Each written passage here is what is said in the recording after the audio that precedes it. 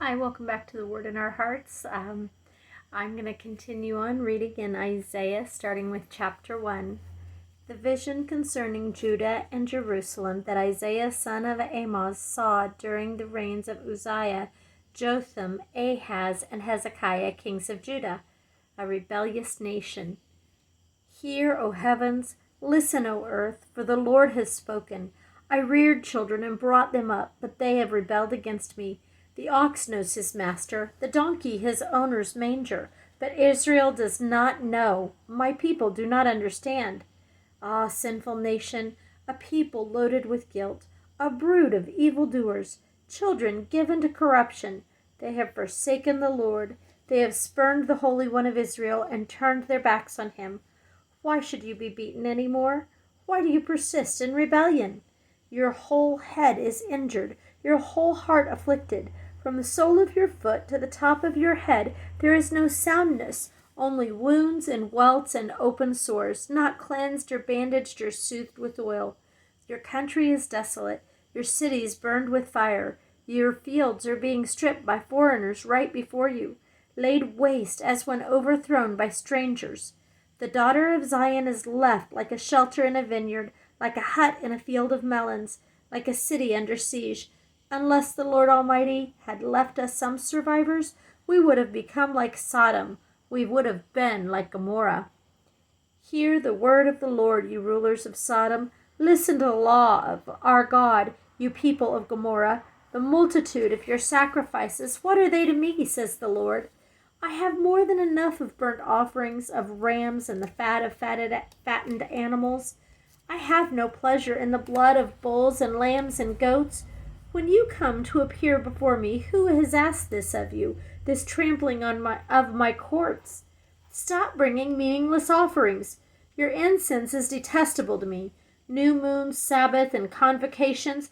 I cannot bear your evil assemblies. Your new moon festivals and your appointed feasts my soul hates. They have become a burden to me. I am weary of bearing them. When you spread out your hands in prayer, I will hide my eyes from you. Even if you offer many prayers, I will not listen. Your hands are full of blood. Wash and make yourselves clean. Take your evil deeds out of my sight. Stop doing wrong. Learn to do right. Seek justice. Encourage the oppressed. Defend the cause of the fatherless. Plead the case of the widow. Come now, let us reason together, says the Lord. Though your sins are like scarlet, they shall be as white as snow. Though they are red as crimson, they shall be like wool. If you are willing and obedient, you will eat the best from the land. But if you resist and rebel, you will be devoured by the sword, for the mouth of the Lord has spoken. See how the faithful city has become a harlot. She once was full of justice, righteousness used to dwell in her. But now murderers. Your silver has become dross. Your choice wine is diluted with water. Your rulers are rebels, companions of thieves. They all love bribes and chase after gifts. They do not defend the cause of the fatherless. The widow's case does not come before them. Therefore the Lord Almighty, the mighty one of Israel declares, I will get my relief from my foes and avenge myself on my enemies. I will turn my hand against you. I will thoroughly purge away your dross and remove all your impurities. I will restore your judges as in days of old, your counselors as at the beginning. Afterward you will be called the city of righteousness, the faithful city. Zion will be redeemed with justice, her penitent ones with righteousness. But rebels and sinners will both be broken, and those who forsake the Lord will perish. You will be ashamed because of the sacred oaks in which you have delighted. You will be disgraced because of gardens that you have chosen. You will be like oak with fading leaves, like a garden without water. The mighty man will become tender, and his work a spark. Both will burn together, with no one to quench the fire. The mountain of the Lord. Chapter 2, the mountain of the Lord. This is what Isaiah son of Amoz saw concerning Judah and Jerusalem. In the last days, the mountain of the Lord's temple will be established as chief among the mountains. It will be raised above the hills, and all nations will stream to it. Many peoples will come and say, Come, let us go up to the mountain of the Lord, to the house of the God of Jacob. He will teach us his ways, so that we may walk in his paths. The law will go out from Zion, the word of the Lord from Jerusalem. He will judge between the nations, and he will settle disputes for many peoples. They will beat their swords into plowshares and their spears into pruning hooks. Nation will not take up sword against nation, nor will they train for war any more. Come, O house of Jacob, let us walk in the light of the Lord. The day of the Lord. You have abandoned your people, the house of Jacob. They are full of superstitions from the east. They practice divination like the Philistines and clasp hands with pagans. Their land is full of silver and gold. There is no end to their treasures. Their land is full of horses. There is no end to their chariots. Their land is full of idols. They bow down to the work of their hands, to what their fingers have made. So man will be brought low, and mankind humbled. Do not forgive them. Go into the rocks. Hide in the ground from dread of the Lord and the splendor of his majesty.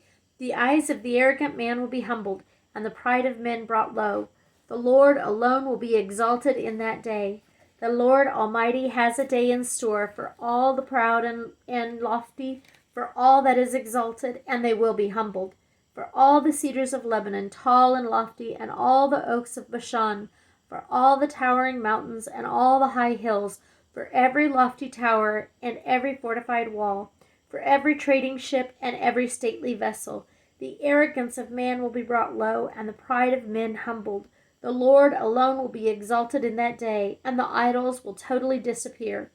Men will flee to caves in the rocks and to the holes in the ground, from dread of the Lord and the splendor of his majesty when he rises to shake the earth. And that day men will throw away to the rodents and bats their idols of silver and idols of gold, which they made to worship. They will flee to caravans in the rocks and to the overhanging crags, from the dread of the Lord and the splendor of his majesty when he rises to shake the earth. Stop trusting in man, who has but a breath in his nostrils. Of what account is he? Chapter 3. Judgment on Jerusalem and Judah. See now, the Lord Almighty, is about to take from Jerusalem and Judah both supply and support, all supplies of food and all supplies of water, the hero and warrior, the judge and prophet, the soothsayer and elder, the captain of 50 and man of rank, the counselor, skilled craftsman and clever enchanter.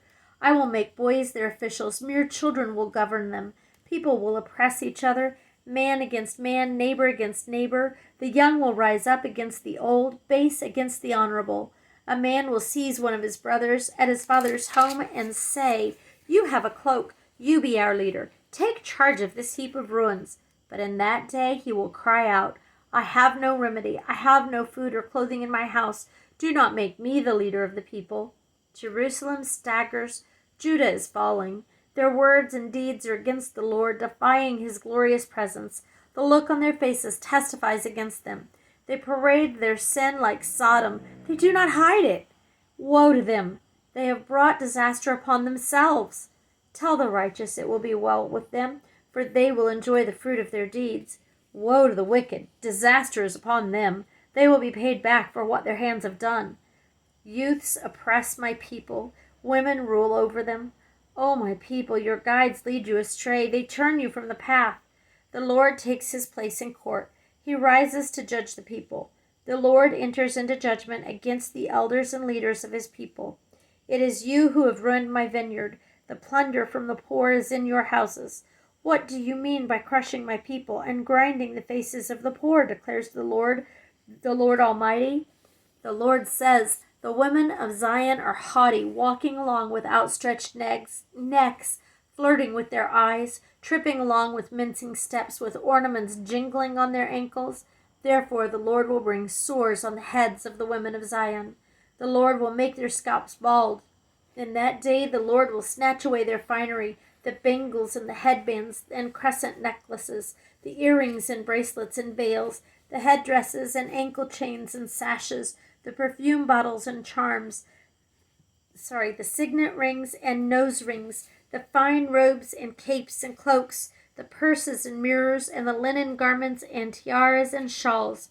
Instead of fragrance there will be a stench, instead of a sash a rope, instead of well-dressed hair baldness, instead of fine clothing sackcloth, instead of beauty branding. Your men will fall by the sword, your warriors in battle. The gates of Zion will lament and mourn. Destitute, she will sit on the ground. Chapter 4. In that day 7 women will take hold of one man and say, "We will eat our own food and provide our own clothes. Only let us be called by your name. Take away our disgrace." The branch of the Lord. In that day the branch of the Lord will be beautiful and glorious, and the fruit of the land will be the pride and glory of the survivors in Israel. Those who are left in Zion, who remain in Jerusalem, will be called holy, all who are recorded among the living in Jerusalem. The Lord will wash away the filth of the women of Zion.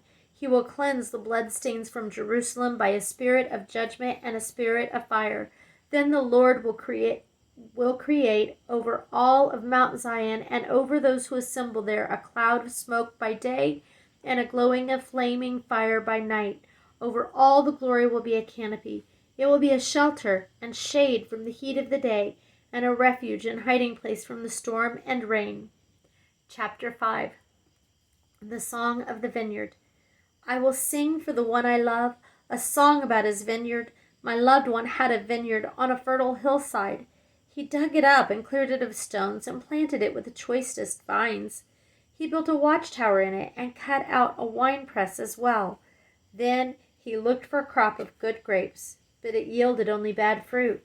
Now you dwellers in Jerusalem and men of Judah, judge between me and my vineyard. What more could have been done for my vineyard than I have done for it? When I looked for good grapes, why did it yield only bad? Now I will tell you what I am going to do to my vineyard. I will take away its hedge, and it will be destroyed. I will break down its wall, and it will be trampled. I will make it a wasteland, neither pruned nor cultivated, and briars and thorns will grow there. I will command the clouds not to rain on it. The vineyard of the Lord Almighty is the house of Israel, and the men of Judah are the garden of his delight. And he looked for justice, but saw bloodshed, for righteousness, but heard cries of distress. Woes and judgment. Woe to those who add house to house, and join field to field till no space is left, and you live alone in the land. The Lord Almighty has declared in my hearing, surely the great houses will become desolate, the fine mansions left without occupants. A 10-acre vineyard will produce only a bath of wine, a homer of seed, only an ephah of grain. Woe to those who rise early in the morning to run after their drinks, who stay up late at night till they are inflamed with wine. They have harps and lyres at their banquets, tambourines and flutes and wine, but they have no regard for the deeds of the Lord, no respect for the work of his hands. Therefore my people will go into exile for lack of understanding. Their men of rank will die of hunger, and their masses will be parched with thirst. Therefore the grave enlarges its appetite, and opens its mouth without limit. Into it will descend their nobles and masses, with all their brawlers and revelers. So man will be brought low, and mankind humbled, the eyes of the arrogant humbled. But the Lord Almighty will be exalted by his justice, and the holy God will show himself holy by his righteousness. Then sheep will graze as in their own pasture, lambs will feed among the ruins of the rich. Woe to those who draw sin along with cords of deceit, and wickedness as with cart ropes. To those who say, "Let God hurry, let him hasten his work so we may see it. Let it approach, let the plan of the Holy One of Israel come so we may know it." Woe to those who call evil good and good evil, who put darkness for light and light for darkness, who put bitter for sweet and sweet for bitter. Woe to those who are wise in their own eyes and clever in their own sight. Woe to those who are heroes at drinking wine and champions at mixing drinks, who acquit the guilty for a bribe but deny justice to the innocent. Therefore, as tongues of fire lick up straw, and as dried grass sinks down in flames, so their roots will decay, and their flowers blow away like dust. For they have rejected the law of the Lord Almighty, and spurned the word of the Holy One of Israel. Therefore the Lord's anger burns against his people, and his hand is raised as he strikes them down. The mountains shake, and the dead bodies are like refuse in the streets. Yet for all this his anger is not turned away. His hand is still upraised. He lifts up a banner for the distant nations. He whistles for those at the ends of the earth. Here they come swift and speedily. Not one of them grows tired or stumbles. Not one slumbers or sleeps. Not a belt is loosened at the waist. Not a sandal thong is broken. Their arrows are sharp, all their bows are strung. Their horses' hooves seem like flint, their chariot wheels like a whirlwind. Their roar is like that of a lion. They roar like young lions. They growl as they seize their prey and carry it off with no one to rescue. In that day they will roar over it like the roaring of the sea, and if one looks at the land, he will see darkness and distress. Even the light will be darkened by the clouds. Chapter 6. Isaiah's Commission. In the year that King Uzziah died, I saw the Lord seated on a throne, high and exalted, and the train of his robe filled the temple. Above him were seraphs, each with 6 wings. With 2 wings they covered their faces, with 2 they covered their feet, and with 2 they were flying. And they were calling to one another, Holy, holy, holy is the Lord Almighty. The whole earth is full of his glory. At the sound of their voices, the doorposts and thresholds shook, and the temple was filled with smoke. Woe to me, I cried. I am ruined, for I am a man of unclean lips, and I live among a people of unclean lips, and my eyes have seen the King, the Lord Almighty. Then one of the seraphs flew to me with a live coal in his hand, which he had taken with his tongs from the altar. With it he touched my mouth and said, See, this has touched your lips. Your guilt is taken away and your sin atoned for. Then I heard the voice of the Lord saying, Whom shall I send? And who will go for us? And I said, Here I am. Send me. He said, Go and tell this people. Be ever hearing, but never understanding. Be ever seeing, but never perceiving. Make the heart of this people calloused. Make their ears dull and close their eyes. Otherwise they might see with their eyes, hear with their ears, understand with their hearts, and turn and be healed. Then I said, For how long, O Lord? And he answered, Until the cities lie ruined and without inhabitant, until the houses are left deserted and the fields ruined and ravaged, until the Lord has sent everyone far away and the land is utterly forsaken. And though 1/10 remains in the land, it will again be laid waste. But as the terebinth and oak leave stumps when they are cut down, so the holy seed will be the stump in the land. Chapter 7. The sign of Emmanuel. When Ahaz, son of Jotham, the son of Uzziah, was king of Judah, King Rezin of Aram and Pekah, son of Remaliah, king of Israel, marched up to fight against Jerusalem, but they could not overpower it. Now the house of David was told, Aram has allied itself with Ephraim, so the hearts of Ahaz and his people were shaken, as the trees of the forest were shaken by the wind. Then the Lord said to Isaiah, Go out, you and your son Shear-Jashub, to meet Ahaz at the end of the aqueduct of the upper pool, on the road to the washerman's field. Say to him, Be careful, be calm, and don't be afraid. Do not lose heart because of these 2 smoldering stubs of firewood, because of the fierce anger of Rezin and Aram, and of the son of Remaliah. Aram, Ephraim, and Remaliah's son have plotted your ruin, saying, Let us invade Judah. Let us tear it apart and divide it among ourselves, and make the son Tabeel king over it. Yet this is what the sovereign Lord says. It will not take place. It will not happen. For the head of Aram is Damascus, and the head of Damascus is only Rezin. Within 65 years, Ephraim will too be shattered to be a people. The head of Ephraim is Samaria, and the head of Samaria is only Remaliah's son. If you do not stand firm in your faith, you will not stand at all. Again the Lord spoke to Ahaz, Ask the Lord your God for a sign, whether in the deepest depths or in the highest heights. But Ahaz said, I will not ask. I will not put the Lord to the test. Then Isaiah said, Hear now, you house of David. Is it not enough to try the patience of men? Will you try the patience of my God also? Therefore the Lord himself will give you a sign. The virgin will be with child and will give birth to a son and will call him Emmanuel. He will eat curds and honey when he knows enough to reject the wrong and choose the right. But before the boy knows enough to reject the wrong and choose the right, the land of the 2 kings you dread will be laid waste. The Lord will bring on you and on your people and on the house of your father a time unlike any since Ephraim broke away from Judah. He will bring the king of Assyria. And that day the Lord will whistle for flies from the distant streams of Egypt, and for bees from the land of Assyria. They will all come and settle in the steep ravines and in the crevices in the rocks, on all the thorn bushes and at all the water holes. In that day the Lord will use a razor hired from beyond the river, the king of Assyria, to shave your head and the hair of your legs, and to take off your beards also. In that day a man will keep alive a young cow and 2 goats, and because of the abundance of the milk they give, he will have curds to eat. All who remain in the land will eat curds and honey.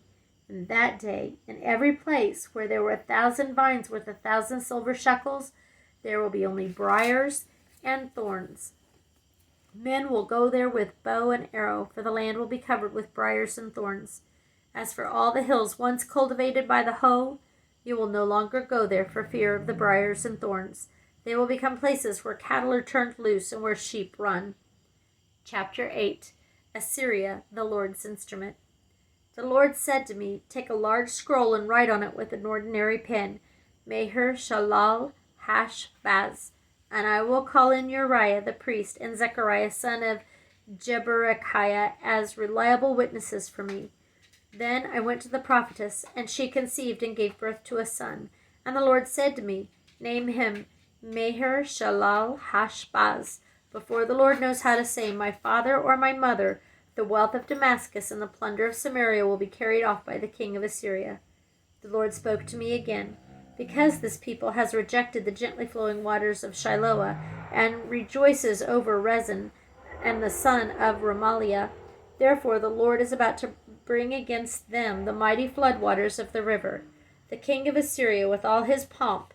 It will overflow all its channels, run over all its banks, and sweep on into Judah, swirling over it, passing through it, and reaching up to the neck. Its outspread wings will cover the breadth of your land. O Emmanuel, raise the war cry, you nations, and be shattered. Listen, all you distant lands. Prepare for battle and be shattered. Prepare for battle and be shattered. Devise your strategy, but it will be thwarted. Purpose your plan, but it will not stand, for God is with us. Fear God. The Lord spoke to me with his strong hand upon me, warning me not to follow the way of this people. He said, do not call conspiracy everything that these people call conspiracy. Do not fear what they fear, and do not dread it. The Lord Almighty is the one you are to regard as holy. He is the one you are to fear. He is the one you are to dread, and he will be a sanctuary. But for both houses of Israel, he will be a stone that causes men to stumble, and a rock that makes them fall. And for the people of Israel, and for the people of Israel, he will be a trap and a snare. Many of them will stumble. They will fall and be broken. They will be snared and captured. Bind up the testimony and seal up the law among my disciples. I will wait for the Lord, who is hiding his face from the house of Jacob. I will put my trust in him. Here am I, and the children of the Lord has given me. We are signs and symbols in Israel from the Lord Almighty, who dwells on Mount Zion. When men tell you to consult mediums and spiritists who whisper and mutter, should not a people inquire of their God? Why consult the dead on behalf of the living? To the law and to the testimony, if they do not speak according to this word, they have no light of dawn. Distressed and hungry, they will roam through the land. When they are famished, they will become enraged, and looking upward will curse their king and their God. Then they will look toward the earth and see only distress and darkness and fearful gloom, and they will be thrust into utter darkness. Chapter 9. To us a child is born. Nevertheless, there will be no more gloom for those who are in distress. In the past he humbled the land of Zebulun and the land of Naphtali. But in the future he will honor Galilee of the Gentiles by the way of the sea along the Jordan. The people walking in darkness have seen a great light. On those living in the land of the shadow of death, a light has dawned. You have enlarged the nation and increased their joy. They rejoice before you, as people rejoice at the harvest, as men rejoice when dividing the plunder. As in the day of Midian's defeat, you have shattered the yoke that burdens them, the bar across their shoulders, the rod of their oppressor. Every warrior's boot used in battle and every garment rolled in blood will be destined for burning, will be fuel for the fire. For to us a child is born, to us a son is given, and the government will be on his shoulders, and he will be called Wonderful Counselor, Mighty God, everlasting Father, Prince of Peace. Of the increase of his government and peace there will be no end. He will reign on David's throne and over his kingdom, establishing and upholding it with justice and righteousness from that time on and forever. The zeal of the Lord Almighty will accomplish this. We're going to stop there and we will continue on next time. Thank you for listening.